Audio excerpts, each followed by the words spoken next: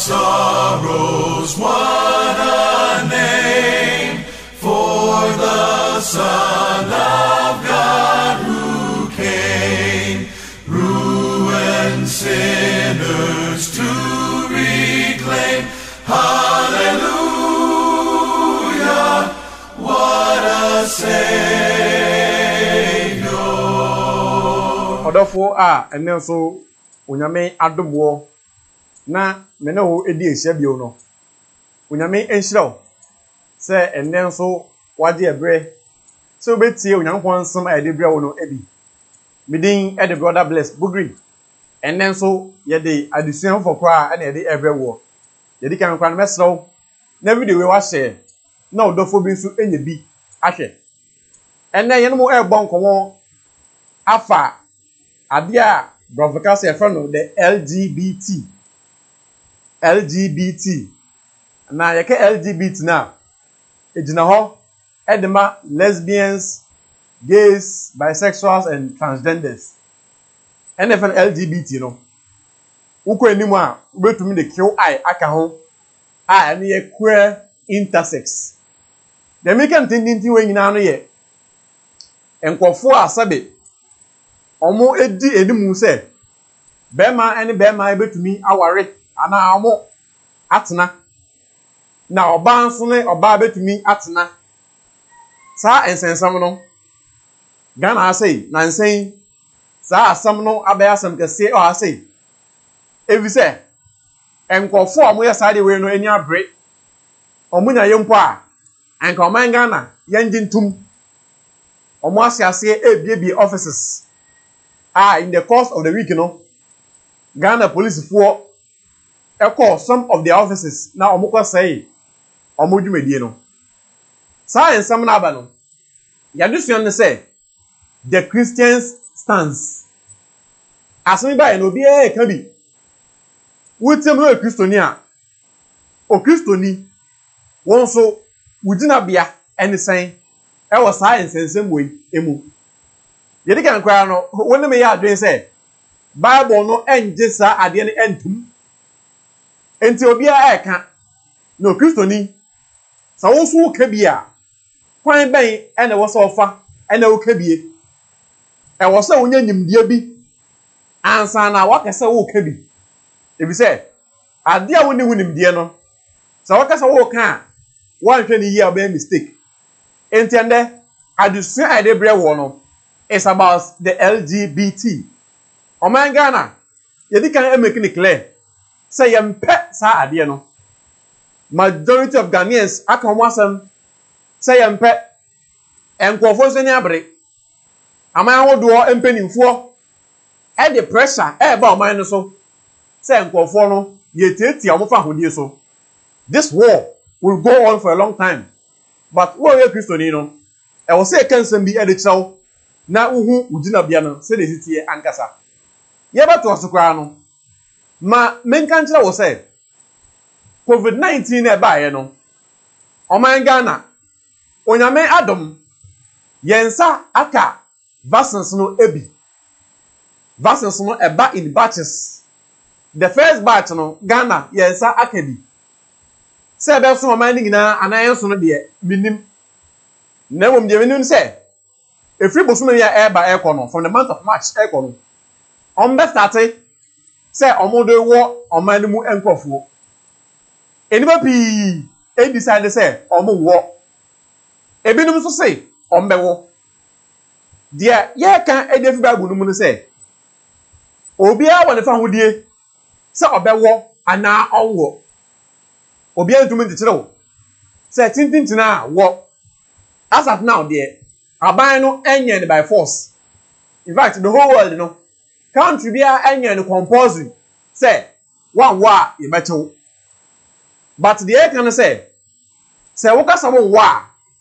She na one for what some no enko dina Bible no so. If you say, you want nkofo a omo propagate message be say, vaccine na aba no eye 666 na omo di aba. Ebinom se abrofo e de chip bi a se vaccines no mu a omo de sa chip no e be wura ye mu enti wo koje vaccine ne pa no more de 666 chip no ewura wu nipadua no mu we nyina ane nsam awodo ebri ene ka ho a ebinom eka odofo enye ne kreda say saa de no eye 666 there Bible no eken 666 eye something different enye vaccination wa asem bia ena oka enti so waka so wo freedom but obi ka so be won so a so na wan hunahuna no so owo a bibi ebeye no all over the world no eniba pi ena awo majority of nkofo awo no omo anya complications bia omo anya complication no edu 1% mpo kitwa bi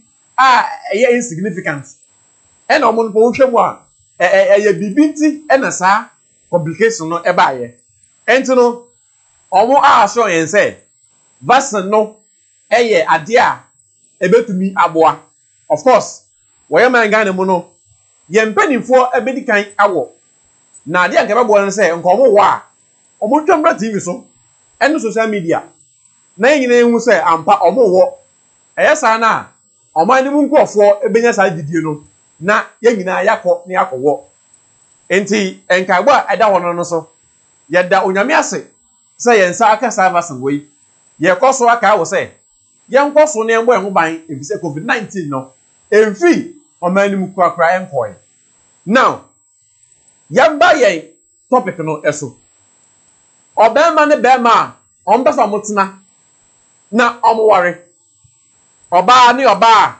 ombese omutena na omware ehun sensem no edi ntini ewo wiase oman Ghana ye legalize ye but ukwa Europe any America wana many countries illegalize no na sankofo yi edo so wiase na ne senti omunya ya nka oman Ghana so illegalize woni we say na wotunu mu ensemo e ba he no Ghana for pi na asoretia sa asamwe na mebisa question bi now the question was directed to Abraham and the Common Sense family. When we say Abraham dey bia nasam ne say ewiase de onipa obi ehia Bible ye nyina ye ntu Bible no ntontwene na ye use common sense enti mebisa Abraham say so we say ye ntu Bible no ntontwene na ye use common sense dia baby saw bema ene bema omoda ene yam oba ni oba omoda no asamba no beka kire no every say onu a oye no wona dwim no it makes sense the mekan no mama read na tie the mekan Abraham baby say if we are to accept what Abraham and the Common Sense family are saying, that we should forget the Bible and follow common sense, then the lesbian, gay, bisexual, and transgender would not bother us as a country. Because for those who practice it, this makes sense to them. Your common sense is not automatically someone's common sense. That is why we need the final say, which is the word of God. If not, why not? Debia Abraham na sama kan no say na yan to Bible no tontwene na Bible na hia na yan fa common sense and nante question is say obi a oye bema na o say onem bema ene beda ana oye oba na o say obey the same thing no won na dream no e make sense o common sense no sabe enyo obi the common sense automatically ento nipa na oye sa de no ono na dwimu na che ne say e correct e be dan na ya che onipa ne say e wrong enunti we need the final say ye hia de oka edimu de oka na waka de oka okita to me the final say, the final authority, which is the Bible. Ade by Ghana vopi any akasetia unim the reason why no. Yakasetia because we know the story in the Bible. Yenim asama to Sodom and Gomorrah esan omobon no dodo nti bone a na saa de we eka ho bi na onyame enam asotwe so ese oman no kra majority of Ghanaians esro saa de we because of Sodom and Gomorrah na no na nya Bible na kasa me ne wo a enka ba dan na eni abre na ya kase tia saa de we eno tino common sense for what no de enye dwuma da e bi say what common sense there obi are lesbian and or gay no to him it makes sense. How do you convince such a person? You need the scriptures to convince that fellow. Say the all you know etia awurade asem hwe Bible no mu obi anim say onyame echi saa de no Israel fo no mu onyame eseda ema omo emra say saa de no it's an abomination. Mama no kan wo Leviticus chapter 18 verse 22 Bible no say you shall not lie with a male as with a woman. It is an abomination. Onyame say wo ya bema wo ne bema enna se oba eye etiwade. It's an abomination. Na asden ko wiade. So man Ghana side way yeti ase na yade atum say yempene ma enkoso e wo man ni mu. Samene wa kan the next scripture so a Leviticus 1 chapter 20 verse 13 Bible no say if a man lies with a male as he lies with a woman, both of them have committed an abomination. They shall surely be put to death. Their blood shall be upon them. Bible no say obema ekafa obema eno no da se oba eye etiwade na saa de no moye no ehwo so tue eyewuo na Bible no say omomoja eda omo angasa so enti throughout the scriptures no God has made it clear. Say, Sadio, etiwade. Now, of course, a bag and say, the papi asoretia. I never go and go for no Ekasan said. Ye tietia, omofa with you so. So, omo nipa. Enti, almost all right. Of course, omo nipa. I'm all right. But, sentia. E was say ye kasetia ne say Sodom and Gomorrah wa bra omo ye no metma ka tro say o man ni mu na na omo nyina na omo ye saa de no but asotie ne ba ye no e ka omo nyina enti ati omo mu na nkofo ye ade enye na say ye ko mu a ta say ye ditum enti e ye right e ye proper. Se Ghana for ye kasetia. Mbenifo say openi otena fie mankola ere nanka no ye ka nankarefo a oka ho bi enti ati o mamu na sabe sa ade wei ana ye yankola no na ye te ewachi achi ende de aban ye mpe na ende me no be po a meka story bi dia kire o me ankasa me gina hei sa nkofo no bi aba me so emema no omodo masam aba me so na bia wusu tie mi saa ebi mpo bi tie msesi mpo awoka ho bi onyame ene esa ne se owu nyina bobo na saa ade we amusu de we yentumentu ye ho efre ho na de wo mu ne se asem we ba ya no Christopher P akatetia good but hypocrisy bi ya ba de mu nyachimbi eye piemu wonim se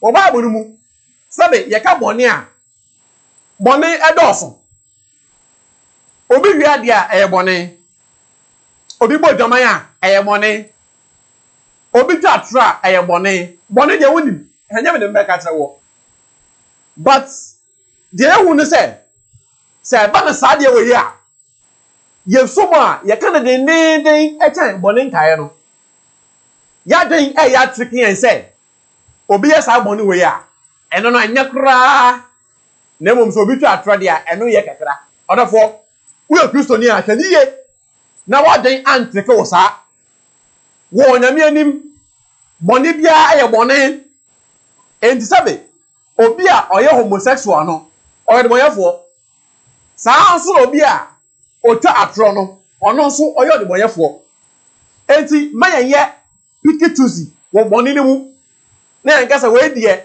ye mpe kra na we die eye dabi sin is sin, bad is bad, and good is good. In the case of war yen hwe ni ye say yen ya de say lesbianism and amom ye gay no omon kwa na omo ya gbonyefo dabi omo ya gbonyefo de nenso enya omo kwa adgbonyefo pi o wiase na sade odgbonye ni bia ehia emboa no sanso na sankofo eso omo hia emboa de ma hu ne say sankofo omo asam ne ba eya de ye nyina ya tambibie Ghana for ne atambibie de ye pa na pa over the week so we share social media se sankofo omo asam bia ba na so we read comment na atambibie nko a e bibi omo atam poto say odafo we me atambibie no ne kwa wo mi say emfa solution bia emba ubetumi di nipa na tem say den it will not solve anything. The people need help. Them can say help emwa. And for here emwa ankasa. If you say me read the article bi a free Forbes. Na article no omotro in 2019. There scientists be e kan say the gay gene is a myth. The gay gene is a myth. You get the gene gene sabi ade a ye de wo se wo ba wo parents no wo genes wo ba nemu enti sabi opani no suban bia na wo de na di no wo be wo se ebi epie wo ba nemu aha enti wo pani no and what transfer sade no edema wo ba no through your genes. But scientists no conclusion say the gay gene is a myth. So that's why enye no kweda so bit wi ase a saa de no ye de wo no enye no kweda so because ye wo no saa no te a enye no kwe na mom no omuso ntumi nka say eye choice say nipa no ono a no pe ene ko ye nye nipa nyina na wo pe eno mo ko ye some of these people need help now say wo na me ya boa no we are Kristoni a that should be your stance. Maya mpempa ma omo. Maya yam hey ebi say sabe eye bone e na omo ye. E na yesu so obowu ma de mayefo. Enti yentu be omo. Ni yentu omo fo. Say de omo ye no eye bone. O say me de saa na mtie. Saa na onyame bo me, enye no kweda. Onyame e bo Adam no.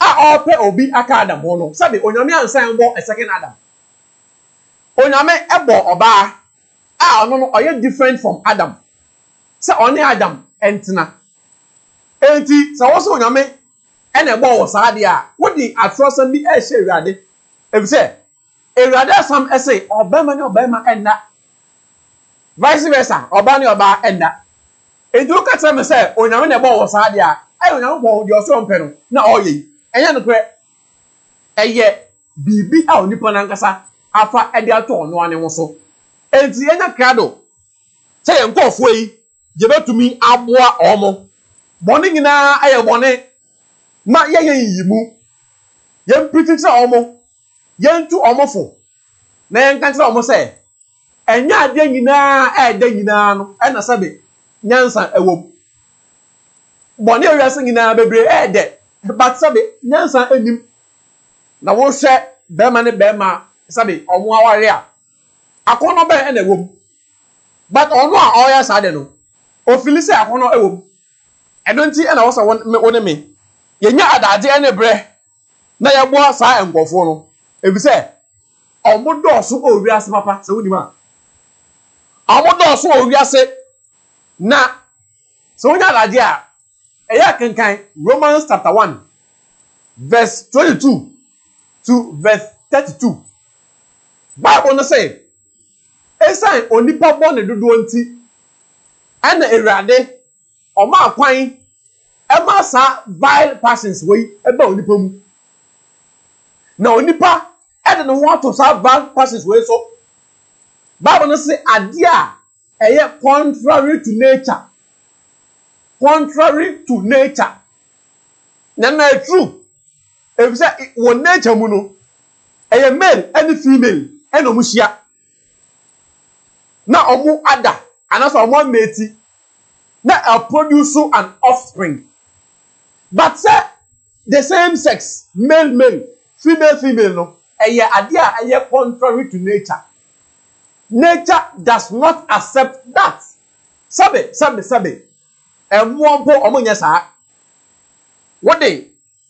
Kramai. Bema ene bema mienu etu edemu a. Obi ankasa ne yonko ho. Ombeko no mwada. Omoko no mwada. Obi enu a akono bi ebebe ne mu. Na ade nti ena ebe nipo mu dia. Yese saa na matie da bi. Eye suban bi a onipa no ekosua. A wo se wo ne me yeboa no. Obu wa ne kwanya mi anim ni feelings na wona hye ohu oba enka no ohu be ma na bibi ejeje no therefore these people need our help enti mayam pempa mo ade be woni se Ghana for ye ti sade no kra ye true tele ye ti ade na ma popem se ye hia obi a otesampo a onyanya am dem a nipa no ye bedi ni bone eno ene be se etu onyina en fo se da bi eye bone ene mfomso ene nkofo eye no na ye wona me asade si etu omofo na ye kata omo say they should repent because whether a human rights and any human right no this thing cannot be allowed in this country. Oh my Ghana, we cannot accept this.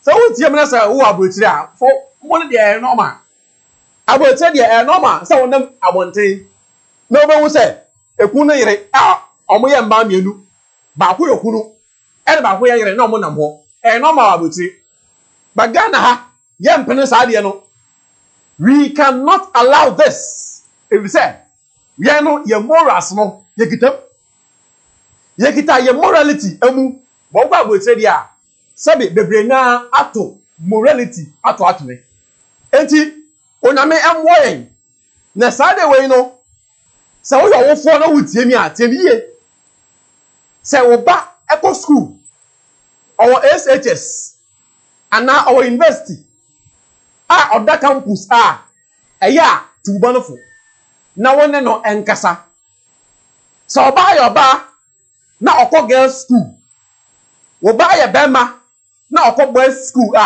monne enkwala ne nkasa o ne ntu omofo ebi se bebre na ayesabia no eno musunsua sia ne manema no ayesabia no ena afen so in the community monne enkwala ne nkasa so pani bi frawo na ase on ne nsefa fa woni ade a what dey masoda na mi amekai na mo DHS3 ache so many years ago like 13 years and 12 years ni ena ye area ho papa bi ote ho na akubi miti baby ena ye doso enkomo sa me papa ye ne sa na me woni ade ba menti asemi te say hwe ni mitrim na menti mpo da ko bi akwala ye sa de no for some time bi ena da ko ye so ma me ba ena me hye no kwan mu ena so me sem me mesen ena do me fa dan bi eti ebusafo ye ko jira dan eti a question papa ni bisa me ne say me ne ono sabe why ena ne be ma eso no penny sabe e dem go some go bisa mi ena me say asmo bisa me nti ase o I was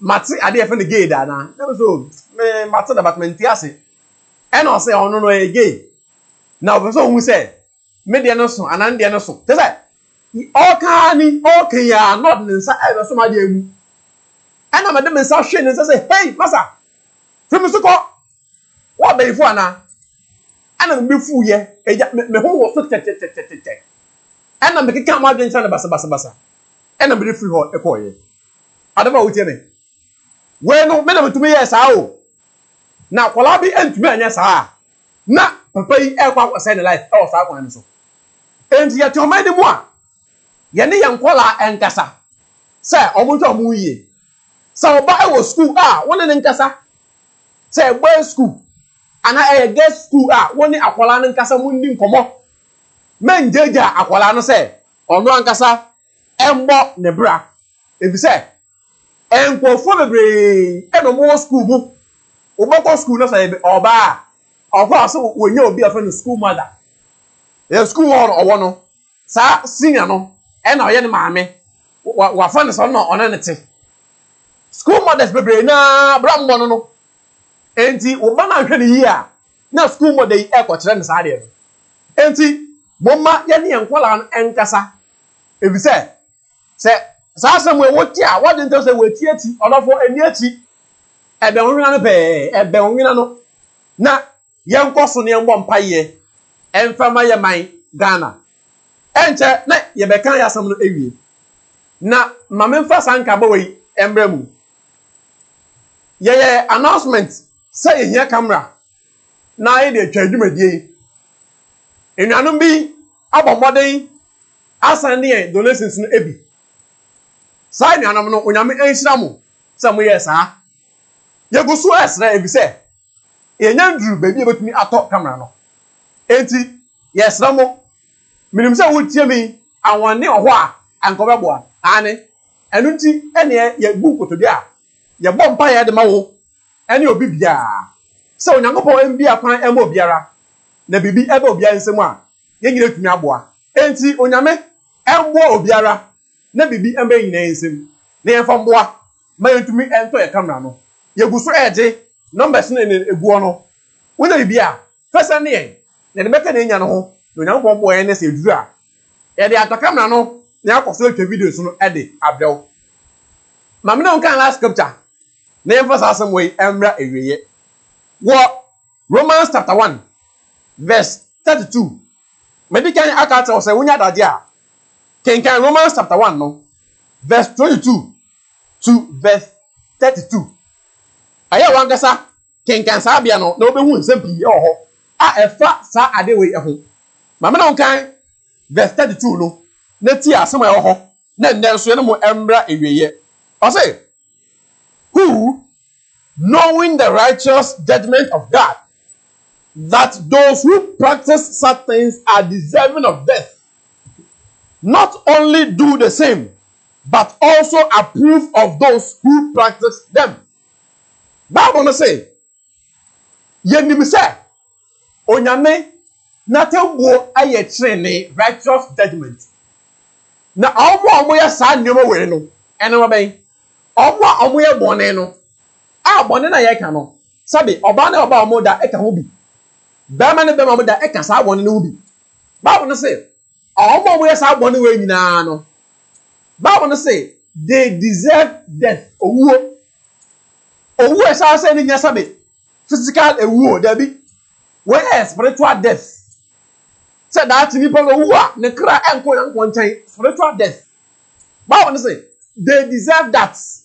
Why? If you say don't worry, etia ewade asem etia nature and make no they need our help and not any stigmatization.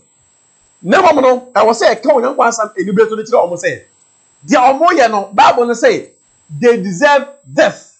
Sa death no a spiritual death. I say not only do the same but also approve of those who practice them.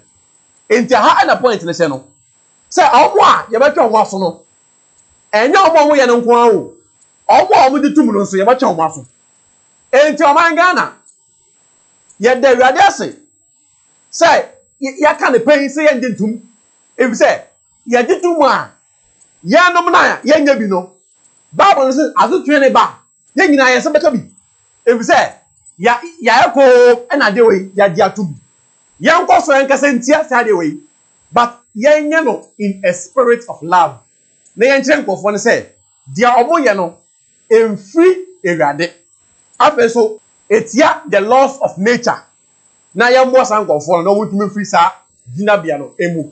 Awurade nso sɛ nnɛ nso wotumi etie yɛn onyankopɔn pa yɛbɛsan abɔ wɔn nkyɛn abio.